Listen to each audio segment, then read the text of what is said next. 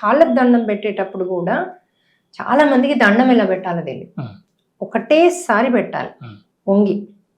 ఈ 2 వేళ్ళు ఉన్నాయి కదా, అంటే భగవంతుడికి పెట్టేటప్పుడు, గురువు పాదాలు పెట్టేటప్పుడు మనము పూర్తిగా వంగి సాష్టాంగం మెన్ చేయొచ్చు, చెస్ట్ తాకకుండా ముడిచినట్టు ఉమెన్ చేయొచ్చు.